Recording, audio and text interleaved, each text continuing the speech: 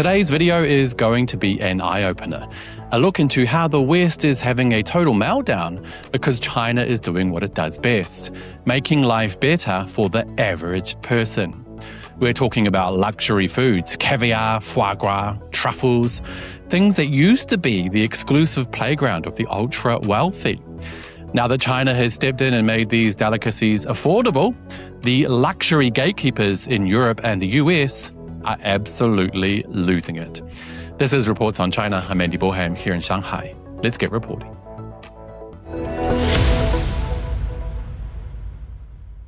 For centuries, caviar was known as black gold.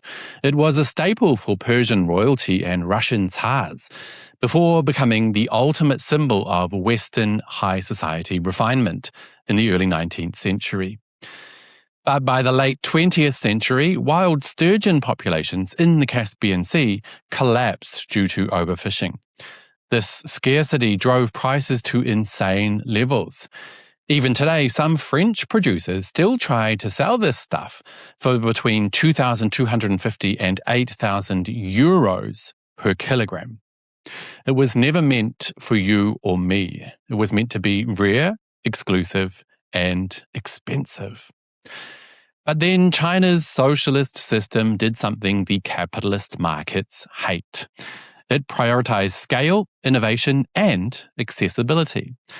By the early 2000s, China began farming sturgeon in places like the pristine Qiandao Lake, using high-tech AI monitoring and sustainable methods to produce high-quality roe at a fraction of the cost.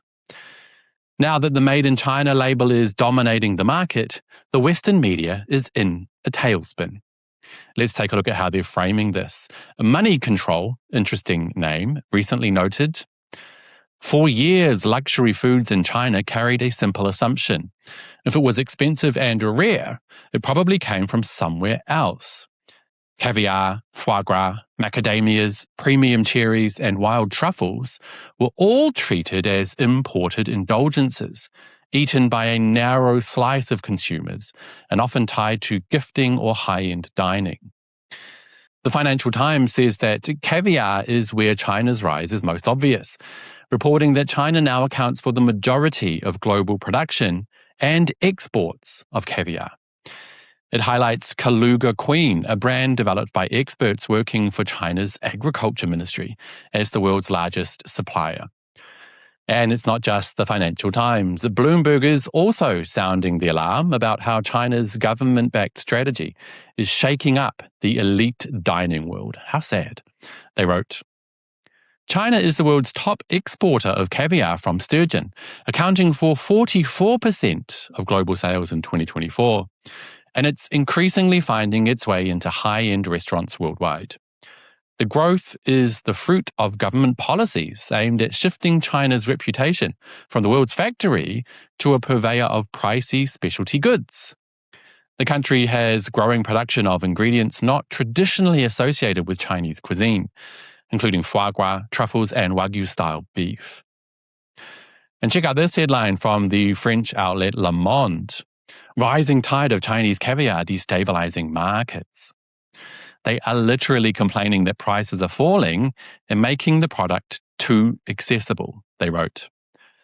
For the festive season, gourmets are sometimes tempted by caviar at bargain prices in supermarkets. Sturgeon eggs are therefore a flagship product on the shelves. This caviar is often Italian, the country priding itself on being Europe's leading producer. This is due to the fierce battle being waged by competitors on every continent, the big caviar fish. The most recent arrival is not the least ferocious. In this case, the Chinese company Kaluga Queen. In 2011, China decided to preempt the market. The country became the world's leading producer, weighing in with 250 to 280 tons. They even admit that Chinese production is destabilizing because there's just too much of it for their liking. This rising tide from China is destabilizing the markets, all the more so as caviar, a fresh and delicate product, is unlikely to remain sitting in storage. It has to be sold and prices are falling. That's enough reason to set world number 2 producer, Italy's Agroedica, on tenterhooks. You see what's happening here? When a capitalist country produces something, it's luxury and prestige. When China produces the exact same thing, often of better quality as proven by blind taste tests, it's destabilizing the market because they dare to make it affordable. China is now responsible for 60% of the world's caviar, 80% of black truffles, and 45% of French-style foie gras. In Shandong, they've turned the lander's goose industry into an 8 billion yuan cluster that provides 1/5 of the world's foie gras. China has even improved the process by using corn paste and soothing music to ensure animal welfare, something Western critics love to ignore.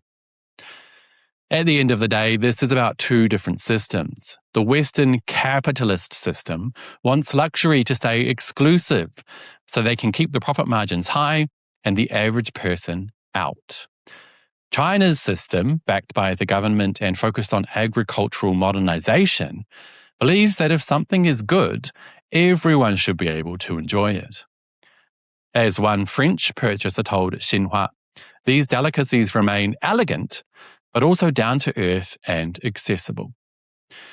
It's a beautiful thing when black gold becomes something a regular family can enjoy for dinner. That is the real China threat to the West, the threat of a good, affordable life for everyone, not just the 1%. And on that note, that will be all for today, you guys. But as always, I'd love to hear your thoughts. Are you happy to see these elite foods finally becoming available to the masses? And do you think the market is being destabilized? Or is it just the elite's monopoly on luxury finally being broken? Let me know in the comments down below, and don't forget to hit like and subscribe if you haven't already. It really does help the channel. I'll see you all next time. Bye-bye.